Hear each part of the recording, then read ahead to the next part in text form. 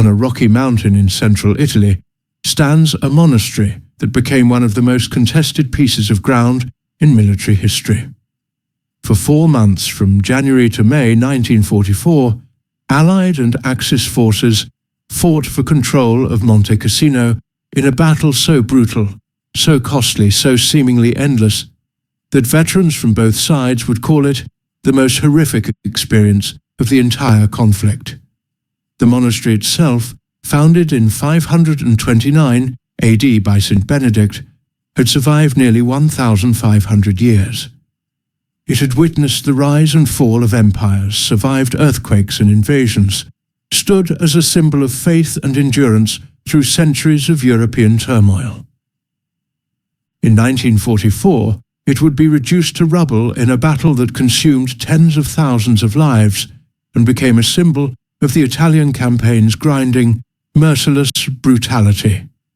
After the successful invasion of Sicily and southern Italy in 1943, Allied forces advanced northward up the Italian peninsula. Their goal was Rome, the first Axis capital that could be captured. But between the Allied armies and Rome stood a series of German defensive lines, the strongest being the Gustav Line. The Gustav Line crossed Italy at its narrowest point, anchored on the Apennine Mountains. The strongest position in this line was Monte Cassino, a 700-foot rocky mountain that dominated the Liri Valley, the only practical route for Allied armor to advance toward Rome. Whoever controlled Monte Cassino controlled the valley. Whoever controlled the valley controlled the route to Rome. German forces recognized Cassino's strategic importance and fortified it brilliantly. They built bunkers into the mountainside, created interlocking fields of fire, positioned artillery and mortars to cover every approach. The monastery itself sat atop the mountain, providing perfect observation over the entire valley. German commanders could watch Allied movements and direct artillery fire with precision.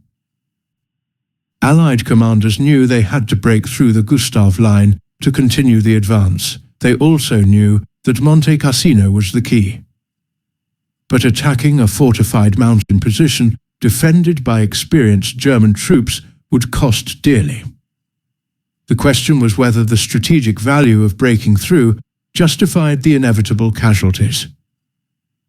Allied leadership decided it did.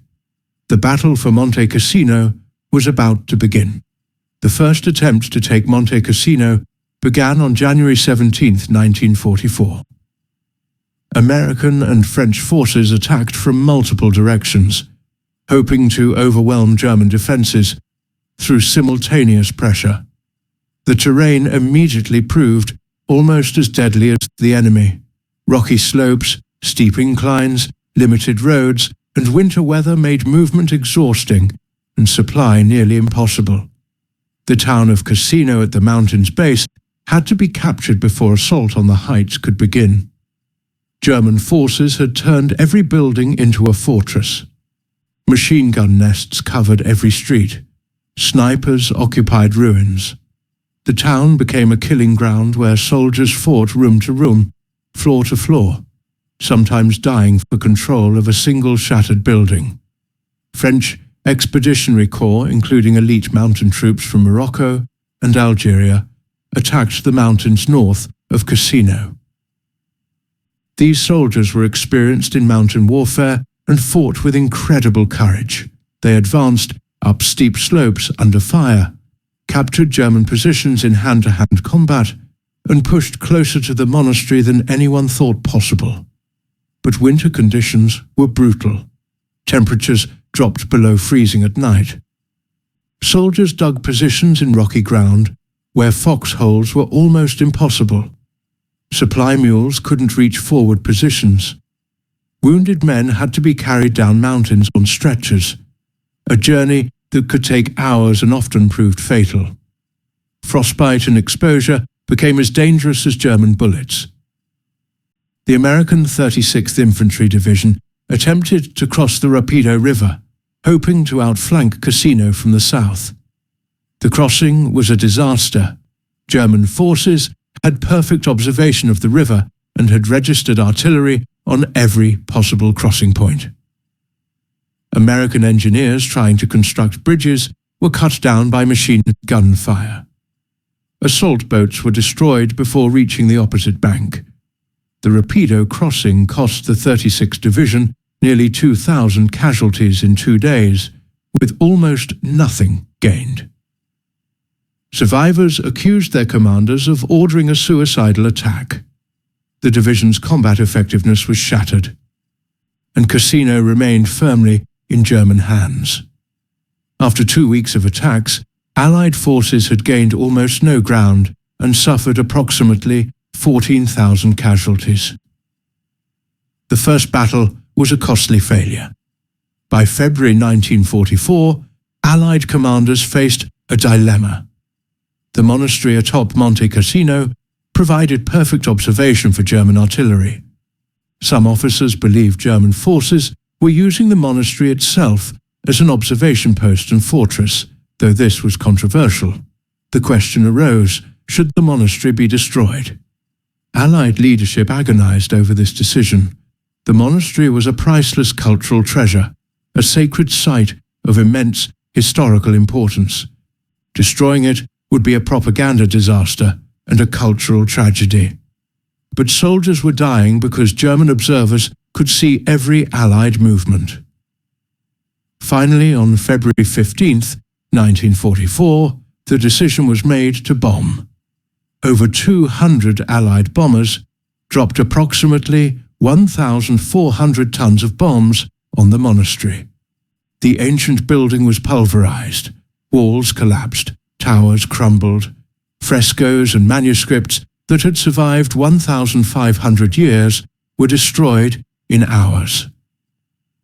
The monastery, one of Christianity's most important sites, was reduced to rubble. The bombing achieved nothing militarily. German forces hadn't been using the monastery as a strongpoint before the bombing. They had respected its historical significance. But after the bombing destroyed it, they moved into the ruins, which provided excellent defensive positions among the rubble. The bombing actually made the monastery a stronger German position than it had been before. Tragically, several hundred Italian civilians who had sought refuge in the monastery were killed in the bombing. Monks who had remained to protect the monastery's treasures died in the rubble. The cultural and human cost was enormous, and the military benefit was non-existent. It remains one of the most controversial decisions of the Italian campaign. Following the monastery's destruction, Allied forces launched a second major assault in mid-February. New Zealand and Indian divisions attacked the town of Cassino and the monastery heights. The plan was to use massive artillery bombardment to pulverize German defenses, then send infantry to occupy the ruins. On February 15th, the same day as the monastery bombing, Allied artillery subjected Cassino town to one of the heaviest bombardments of the entire conflict. Thousands of shells crashed into the small town. Buildings collapsed. Streets disappeared under rubble. The town was transformed into a moonscape of craters and debris. Indian troops attacked the monastery heights with incredible courage. Gurkha soldiers, legendary for their ferocity in close combat, assaulted German positions with kukri knives and grenades. They captured positions that seemed impregnable, fighting bunker to bunker up the mountainside. For days they clung to positions within yards of the monastery ruins. New Zealand infantry attacked through the devastated town. But the bombing that was supposed to help them had actually created perfect defensive terrain. The rubble provided countless hiding places for German machine gunners and snipers. Every pile of debris could conceal a position. Progress was measured in meters per day, each meter costing lives. German 1st Parachute Division defended Cassino with fanatical determination. These elite troops were among Germany's best infantry, tough, experienced, superbly trained. They turned the ruins into a fortress, fighting from cellars and rubble piles, counter-attacking immediately whenever positions were lost. They made the Allies pay for every building, every room, every pile of stones. The fighting was intimate and brutal. Soldiers fought with grenades, rifles, bayonets, sometimes fists and rocks. Combat was at ranges of meters or even less.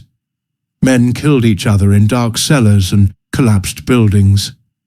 The psychological strain was immense, constant danger, deafening noise, death all around, and the seeming impossibility of making meaningful progress.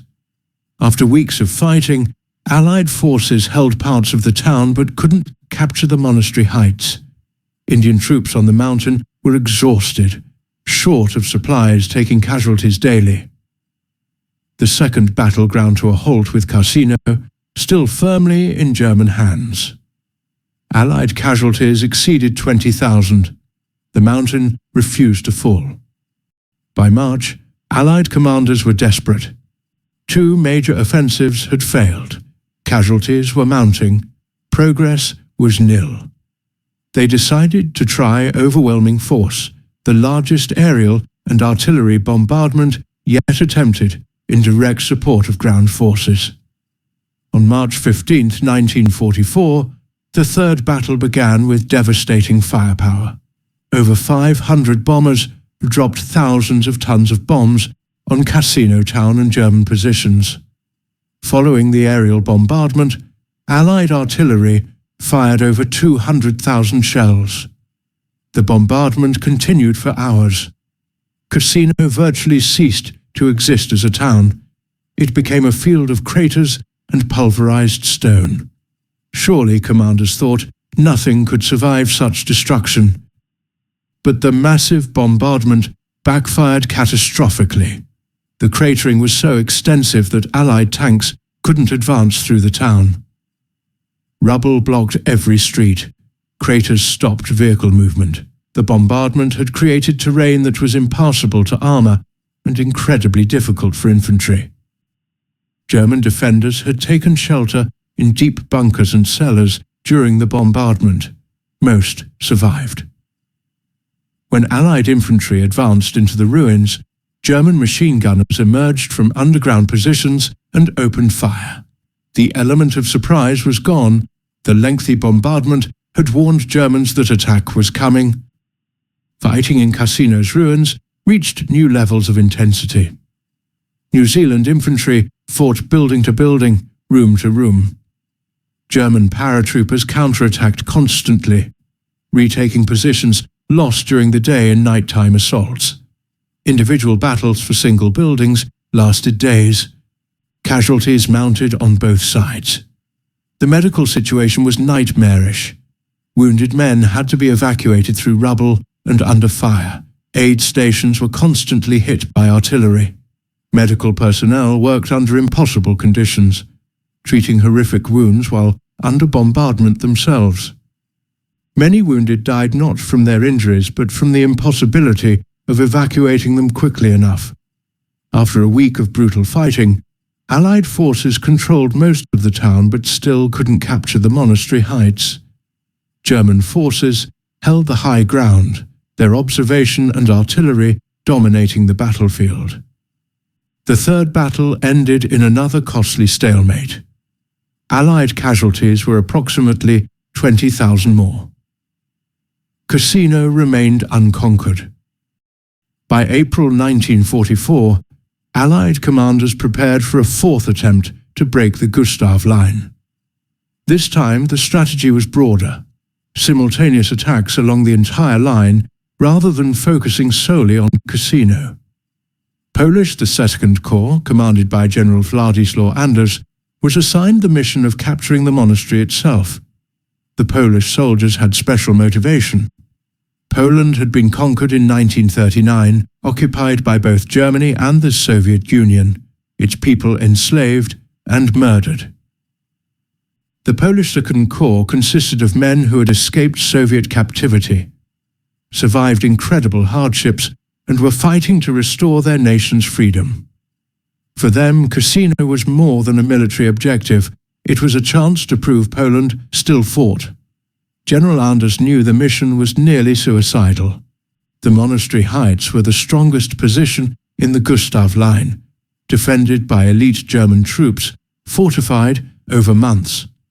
Assaulting uphill against prepared defences would cost thousands of Polish lives. But Anders accepted the mission. His men would take the monastery or die trying. The fourth battle began on May 11, 1944, with massive artillery preparation. Along the entire Gustav Line, Allied forces attacked simultaneously. French forces pushed through mountains to the west. British forces attacked across the Liri Valley. American forces pressed from the south. The goal was to overwhelm German defences through sheer weight of multiple attacks. Polish forces attacked the monastery heights directly. They advanced up steep slopes under intense fire.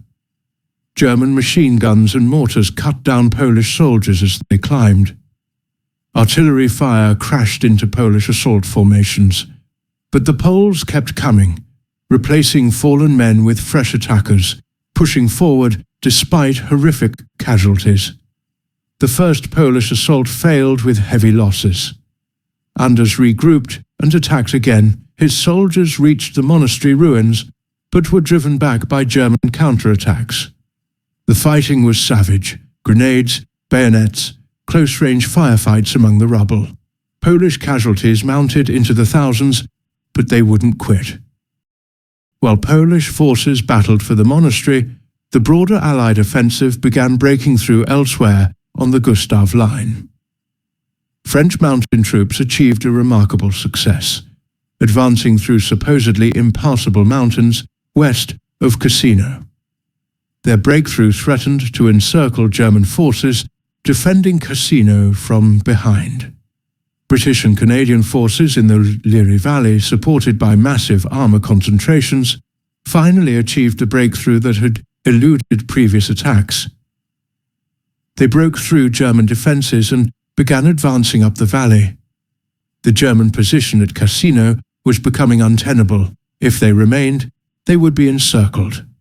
German commanders made the painful decision to withdraw from Cassino while they still could. They had held the position for 4 months, inflicted enormous casualties on Allied forces, delayed the Allied advance toward Rome significantly. But continuing to hold Cassino now would mean the destruction of their forces. They began pulling back during the night of May 17th, 18. Polish patrols advancing toward the monastery on the morning of May 18th encountered decreasing resistance. German forces were withdrawing. The Poles pushed forward cautiously, expecting ambushes and counterattacks. But the Germans were pulling back. At 10:20 a.m. on May 18, 1944, Polish soldiers reached the monastery ruins and raised the Polish flag over Monte Cassino. The cost had been terrible. Polish Second Corps suffered approximately 4,000 casualties taking the monastery. Allied forces overall had suffered over 55,000 casualties in the 4 battles for Cassino. German casualties were also heavy, estimated at 20,000 or more. For this mountain and its monastery, tens of thousands had died. But Cassino had finally fallen. The Gustav Line was broken. The road to Rome was open. Allied forces would enter Rome on June 4, 1944, just 2 days before the D-Day landings in Normandy. The 4-month battle that refused to end had finally concluded. Numbers cannot capture the reality of what soldiers endured at Cassino. Veterans from all nations described it as the worst fighting they experienced. The combination of terrain, weather, fortifications, and the intensity of combat created hell on earth. Soldiers lived in foxholes on rocky mountainsides, often unable to dig proper shelter because of the stone. They endured cold, rain, and occasional snow. Supplies had to be carried up mountains on foot or by mule. Water was scarce. Food was often cold rations. Sleep was interrupted by artillery, patrol actions, and the constant possibility of attack. The psychological toll was immense. Soldiers watched friends die for positions that would be lost and retaken repeatedly. They fought for weeks or months with no sense of progress, just endless, grinding combat. The noise was constant. Artillery, mortars, machine guns, explosions creating a cacophony that never ceased. Many soldiers suffered psychological breakdown from the sustained stress.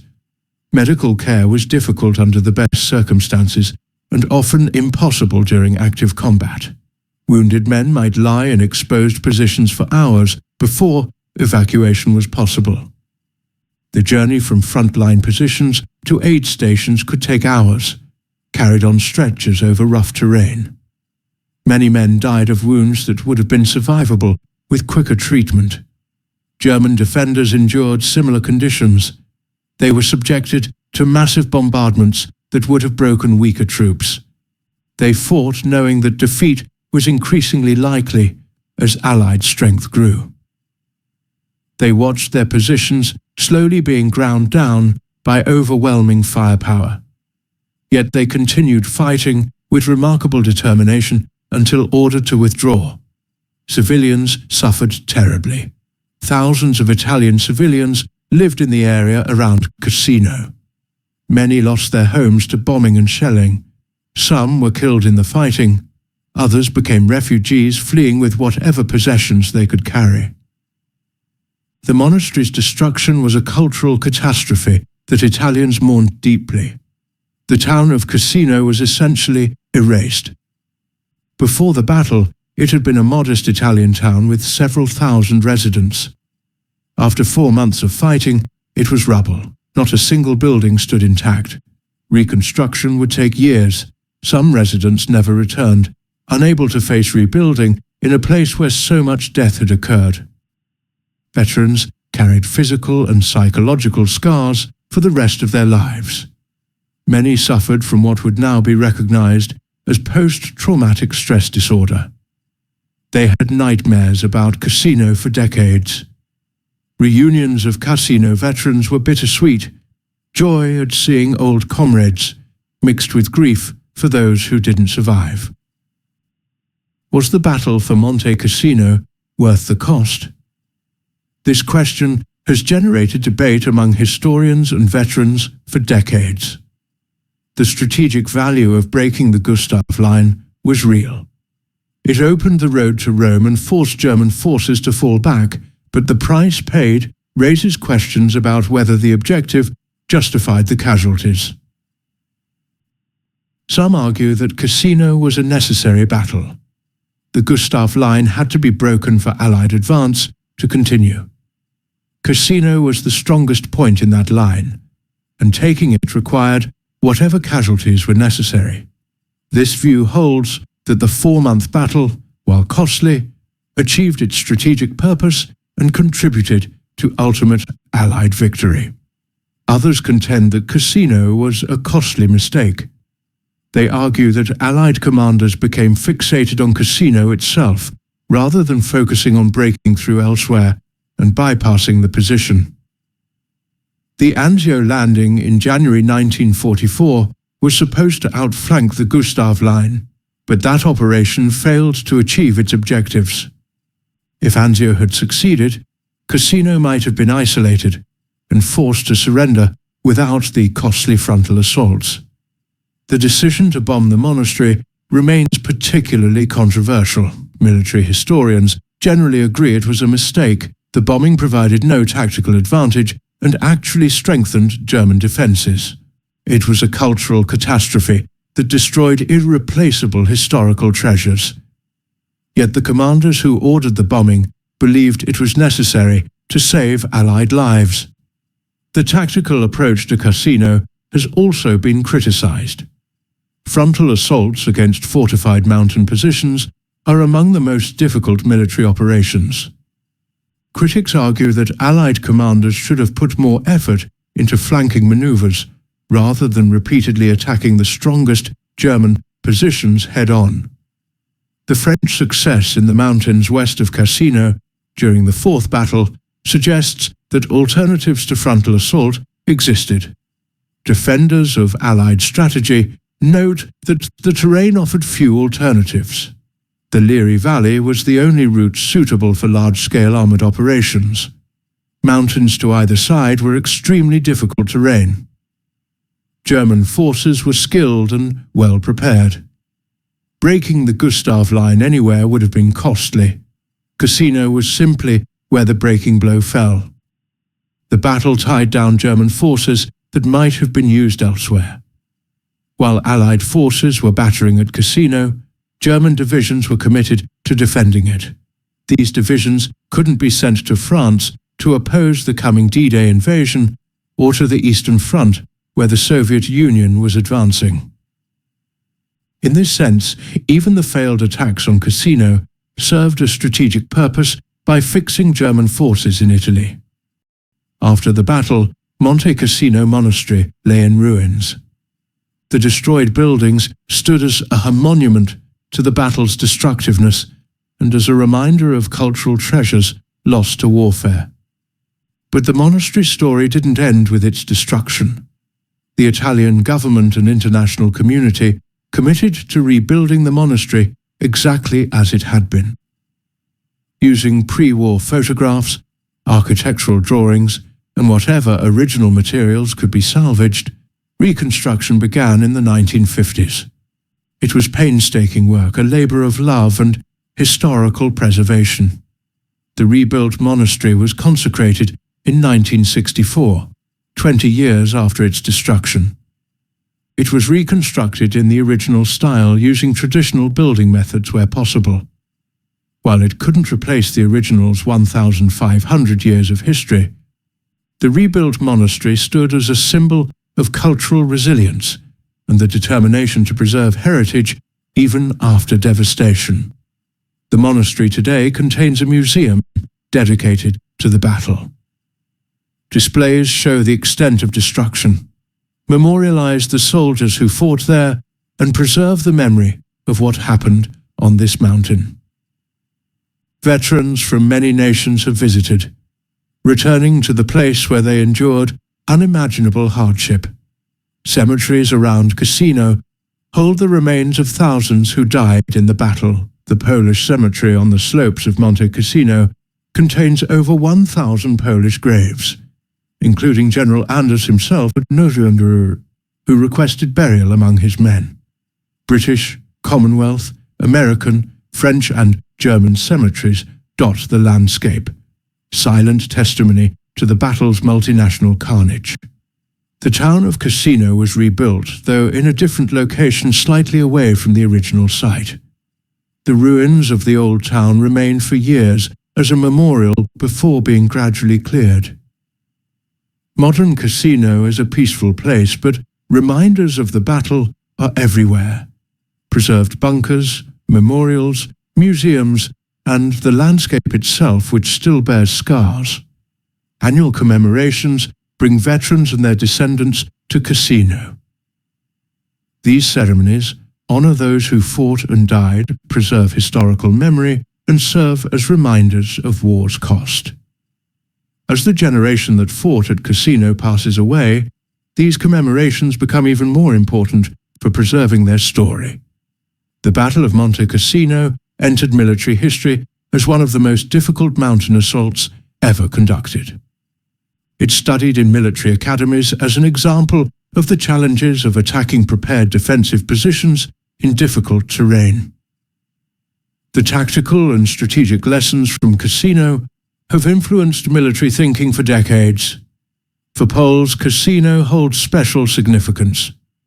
The Polish flag raised over the monastery ruins became a symbol of Polish resistance and sacrifice. In a conflict where Poland had been conquered and occupied, Polish soldiers proving their valor at Cassino demonstrated that Poland still fought for freedom.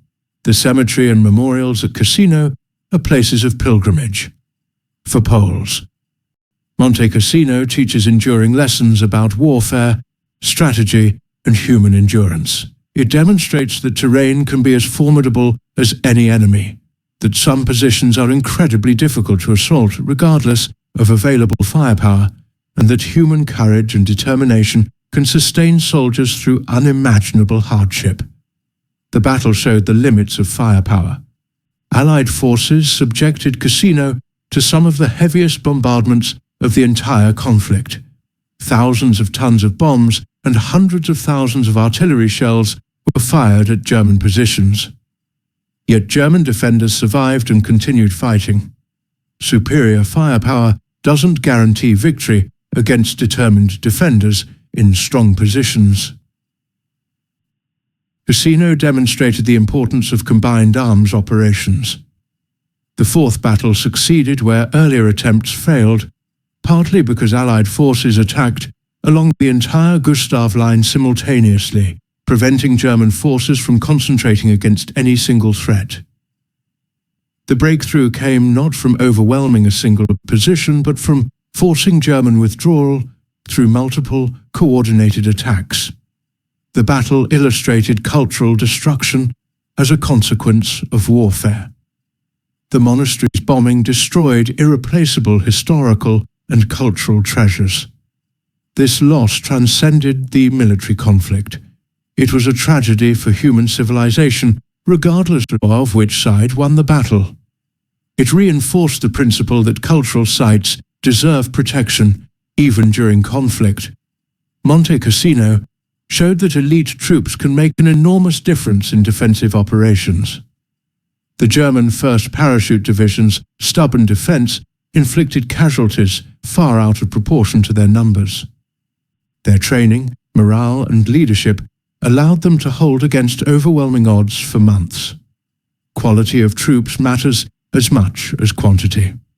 The battle demonstrated the psychological costs of prolonged combat. Soldiers at Cassino endured weeks or months of constant danger, poor conditions, and grinding attrition. The psychological casualties, men who broke under the sustained stress, were numerous though less visible than physical casualties. Modern understanding of combat stress owes much to studying battles like Cassino. For military planners, Cassino reinforced the difficulty of mountain warfare. Attacking uphill against prepared defenses requires overwhelming superiority and accepting heavy casualties. When possible, flanking maneuvers and bypassing strong positions is preferable to frontal assault. Sometimes the best way to take a mountain is to make it irrelevant by advancing elsewhere. The battle's legacy extends beyond military history. Monte Cassino has become a symbol of endurance, sacrifice, and the human cost of achieving military objectives. The monastery's reconstruction symbolizes cultural resilience and the importance of preserving heritage. The cemeteries remind us that abstract strategic objectives have very human costs. Monte Cassino was the bloodiest battle that refused to end. For 4 months, from January to May 1944, Allied and Axis forces fought for control of a single mountain. Tens of thousands died. A priceless monastery was destroyed. A town was erased. And when it finally ended, when the Polish flag flew over the monastery ruins, the survivors were left to wonder what had been gained for such terrible cost. The strategic answer is clear.